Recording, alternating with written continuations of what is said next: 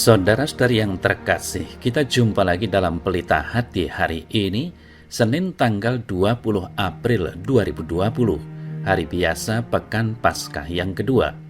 Bersama saya Romo Thomas Suratno SCY dari Paroki Cilandak, Jakarta Selatan, mendengar dan merenungkan Sabda Tuhan, yakni firman Tuhan yang tersurat di dalam Injil Yohanes, bab atau pasal 3, ayat 1 sampai dengan ayat 8.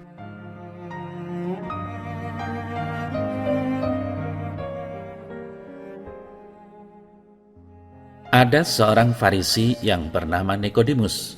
Ia seorang pemimpin agama Yahudi.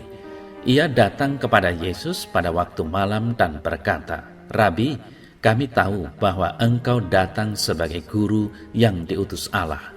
Sebab tidak ada seorang pun yang dapat mengadakan tanda-tanda yang engkau adakan itu, jika Allah tidak menyertainya."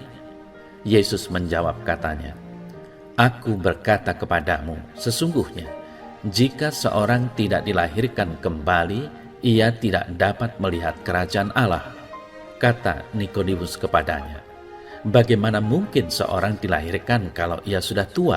Dapatkah ia masuk kembali ke dalam rahim ibunya dan dilahirkan lagi?" Jawab Yesus, "Aku berkata kepadamu, sesungguhnya, jika seorang tidak dilahirkan dari air dan roh, ia tidak dapat masuk ke dalam kerajaan Allah. Apa yang dilahirkan dari daging adalah daging, dan apa yang dilahirkan dari roh adalah roh. Janganlah engkau heran karena aku berkata kepadamu, kamu harus dilahirkan kembali. Angin bertiup kemana ia mau, engkau mendengar bunyinya, tetapi engkau tidak tahu dari mana ia datang atau kemana ia pergi. Demikianlah halnya dengan tiap-tiap orang yang lahir dari roh."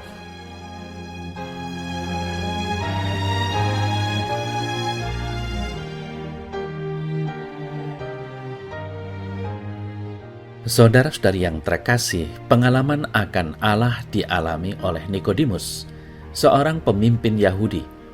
Ia merupakan figur orang Yahudi yang memiliki iman yang belum cukup. Tanda-tandanya datang malam-malam gelap.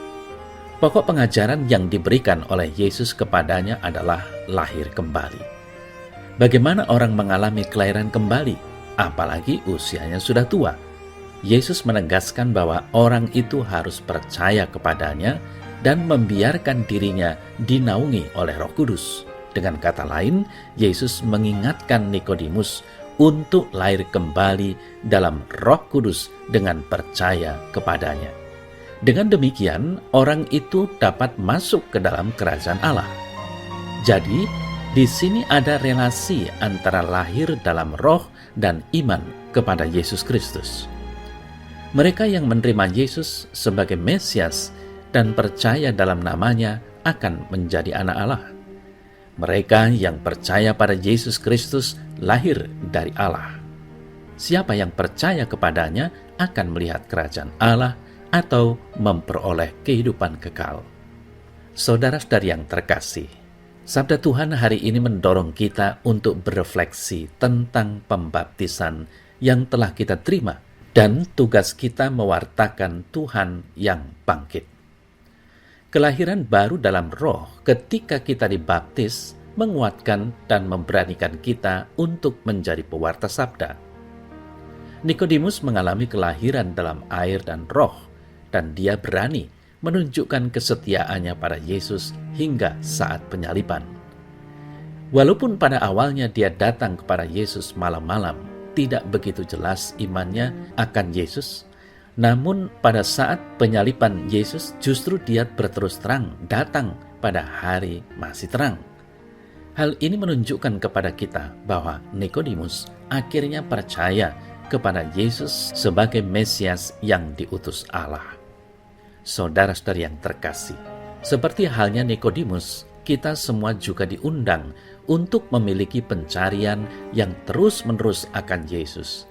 Mencari Yesus, menemukannya, berbicara dari hati ke hati dengannya, tinggal bersamanya, dan bersaksi bersamanya. Kita tidak dapat mengandalkan diri kita sendiri.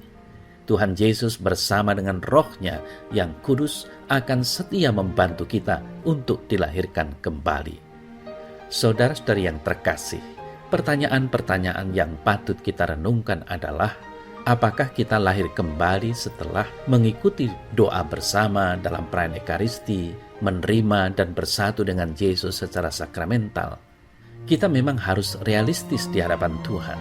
Mungkin saja banyak umat Katolik yang mengikuti misa setiap minggu, bahkan setiap hari, melakukan secara ketat praktek-praktek kesalehan, tetapi dirinya tetap belum berubah. Kita harus berubah, lahir kembali dalam Roh. Kita butuh Roh Kudus untuk membaharui gereja, membaharui kita, membaharui komunitas kita, seperti yang dialami komunitas gereja perdana di Yerusalem.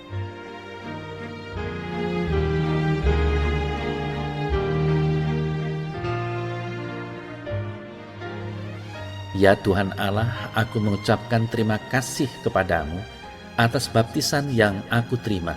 Namun tetap sertailah dan baharuilah hidupku setiap hari, yakni lahir kembali dalam air dan Roh, berubah yang dapat membimbing hidupku dan membawa diriku kepada kehidupan kekal karena kemurahan hati-Mu. Amin.